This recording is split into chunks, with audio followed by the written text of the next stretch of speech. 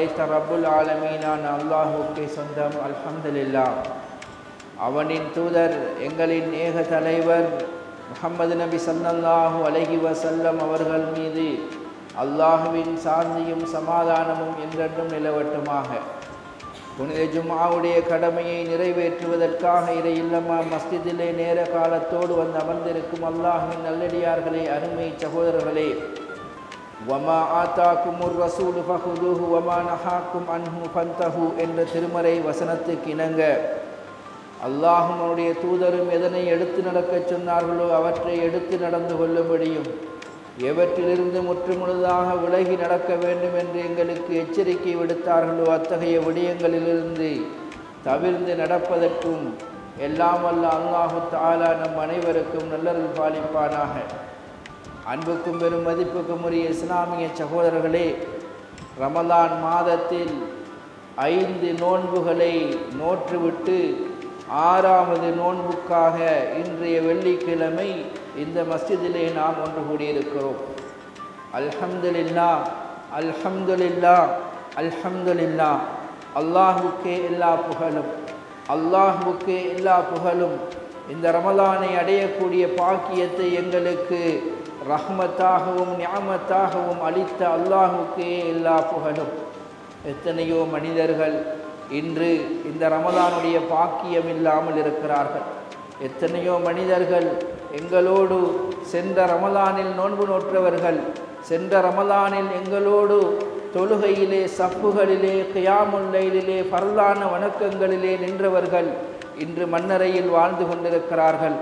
ஆனால் இந்த ரமலானை அல்லாஹ் எங்களுக்கு நசீபாக்கி இருக்கிறான், அல்லாஹ் எங்களுக்கு வாய்ப்பளித்திருக்கின்றான். எனவே அல்லாஹுக்கு ஷுக்குர் செய்து கொள்வோம், நன்றி செலுத்திக் கொள்வோம்.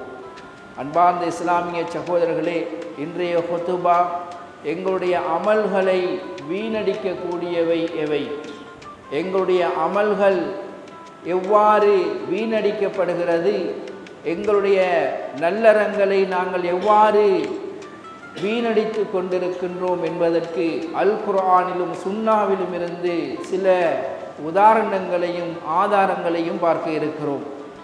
உண்மையிலேயே நல்லறம் என்பது நாங்கள் செய்கின்ற வணக்க வழிபாடுகள்.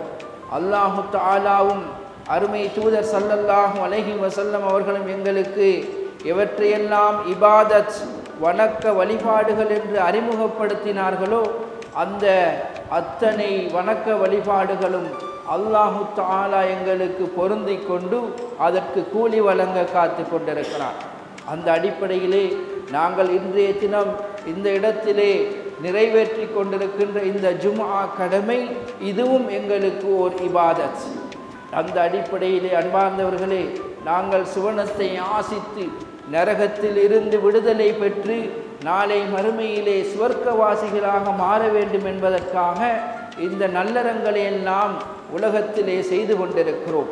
ஒரு முஃமினுடைய இலக்கு, ஒரு முஸ்லிமுடைய இலட்சியம் நாளை மறுமையிலே சுவனத்தை அடைவதை தவிர வேறு எந்த இலக்காகவும் இருக்க முடியாது.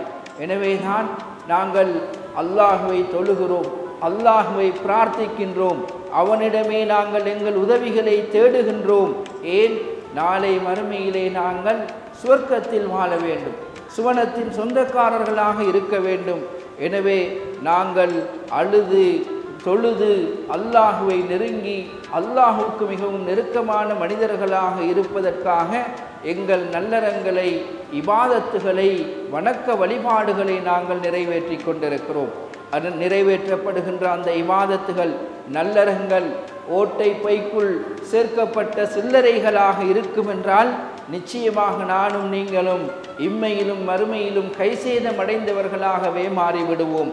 எனவே நாங்கள் செய்கின்ற நல்லறங்கள், இபாதத்துகள் அல்லாஹ்விடம் அங்கீகரிக்கப்பட்டு அவைகள் வீண் போகாமல் நாளை மறுமையிலே அவற்றை அல்லாஹ் தஆலா எங்களுக்கு மறுமைக்கான சேமிப்பாக, கபருடைய சேமிப்பாக வைப்பதாக ஆக்குவதாக இருந்தால் நிச்சயமாக நாம் அந்த இபாதத்துகளை பேணிக் கொள்ள வேண்டும், பாதுகாத்து கொள்ள வேண்டும்.